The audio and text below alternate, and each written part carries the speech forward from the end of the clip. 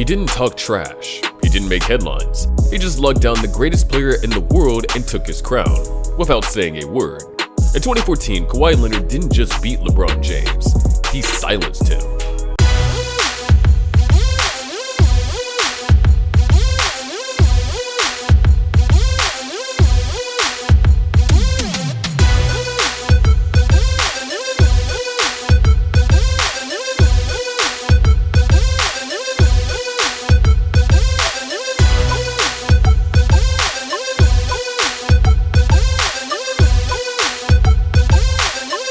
The Miami Heat were supposed to three-peat. That was the storyline everyone bought into. After 2 straight titles and 4 straight final appearances, they were the unstoppable force of the league. The big three, LeBron James, Dwyane Wade, and Chris Bosh, were running on autopilot. The Eastern Conference was their playground. LeBron, he was the best player on earth, a 2-time final MVP, a freight train in sneakers. Nobody could guard him, not for 4 quarters, not across a 7-game series, not without consequences. But in the Western Conference, far from the glitz and drama of South Beach, a storm was quietly brewing. The San Antonio Spurs lost the 2013 finals in the cruelest way possible. Ray Allen's Game 6 3-point dagger still haunted their dreams. 1 rebound, 1 missed free throw, 1 second. That's all that separated them from a title. That pain didn't fade, it calcified, and it changed them.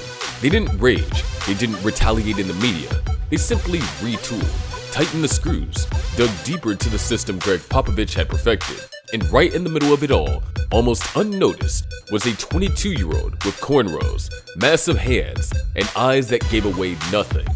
Kawhi Leonard didn't smile for the camera. He didn't care about endorsements or drama. He just wanted to play.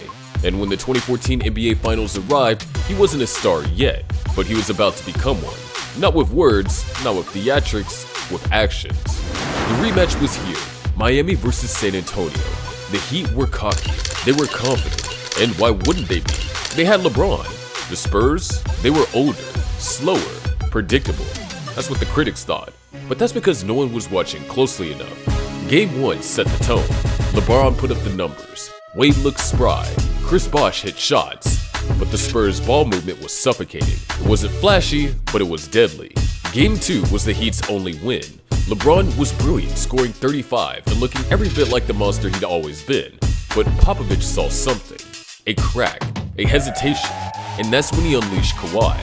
In the first 2 games, Leonard was tentative. He scored a combined 18 points. He looked like a role player. But in Game 3, in front of a hostile Miami crowd, something clicked. Leonard came out attacking. He wasn't deferring anymore. He drove hard, finished through contact, and exploded on defense. He scored 29 points on 10 out of 13 shooting. Quietly, clinically, he dunked on Chris Anderson like he had a vendetta. He picked LeBron's pocket like he was stealing lunch money. It wasn't just dominance, it was surgical, and it shook the Heat. By Game 4, Kawhi had arrived. Another 20-point game. Another barrage of rebounds, steals, and suffocating defense. He shadowed LeBron like a ghost. He wasn't fouling. He wasn't reaching. He was reading, studying, stripping away everything that made LeBron feel unstoppable. And for the first time in years, the King looked frustrated. There's a moment caught on camera that says everything. LeBron's at the free throw line. He sees Kawhi Leonard checking back into the game, and under his breath, he mutters, "Damn, that wasn't fear, that was respect." LeBron knew what was coming, and he knew that there wasn't a damn thing that he could do about it. Because Kawhi didn't play defense like anyone else. He didn't gamble, he didn't overplay, he just suffocated. He clogged passing lanes, cut off driving angles, and disrupted timing. He was 6'7", but his wingspan felt like 7 feet. His hands were massive, some of the biggest in NBA history. And when he locked in on you, it felt like you were playing in a phone booth with no exits. By Game 5, the series was already tilting hard. The Spurs were moving the ball like they shared one brain. Tim Duncan was timeless. Manu Ginobili was reborn. Tony Parker orchestrated like a maestro. But Kawhi? He was the fire behind it all. The finals MVP race wasn't even close anymore. Leonard dropped another 22 points in Game 5, grabbed 10 rebounds, picked up a couple steals. He shot 70% from the field over the final 3 games. And when the buzzer sounded, the Spurs were the champions again. It wasn't Duncan holding the trophy. It wasn't Parker. It wasn't Manu. It was Kawhi. Finals MVP, 22 years old, the 3rd youngest ever to win it, behind only Magic Johnson and Tim Duncan. And the best part? he didn't say a word. In a league obsessed with branding, narratives, and star power, Kawhi Leonard won the NBA Finals by doing none of that. He didn't trend on Twitter, he didn't drop cryptic Instagram captions. He just beat the best player alive by playing harder, smarter, and more fearlessly. And make no mistake, he beat LeBron. James still put up numbers, he always does, but he wasn't in control. He wasn't dictating the pace. He wasn't imposing his will, because every time he turned the corner, Kawhi was there. Hands out, feet planted, eyes locked in. No fouls, no flopping, just truth.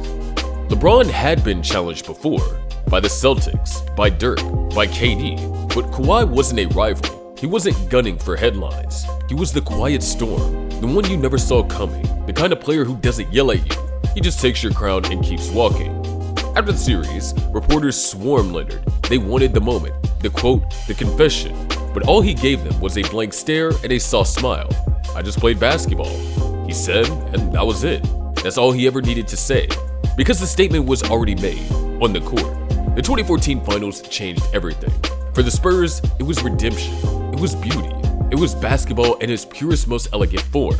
For the Heat, it was the end. The dynasty never came. LeBron left for Cleveland weeks later. The Big Three dissolved. South Beach went quiet. And for Kawhi Leonard, it was the beginning, the birth of a legend. The moment a soft-spoken kid from Riverside, California became a household name. Not because he wanted to be, but because he earned it. From that point forward, every time people talk about LeBron James, they had to mention the man who gave him hell in 2014. The man who didn't blink, didn't smile, didn't break, just guarded him and beat him. In a world of loudmouths and showmen, Kawhi Leonard proved that there's still power in silence. That sometimes the quietest guy in the room is the one you should fear the most. Because when the lights are brightest and the pressure is suffocating, it's not the talkers who rise, it's the killers who don't need to speak. And in 2014, Kawhi Leonard was exactly that. The king wasn't dethroned that night, but he was silenced. And Kawhi Leonard did it without saying a single word.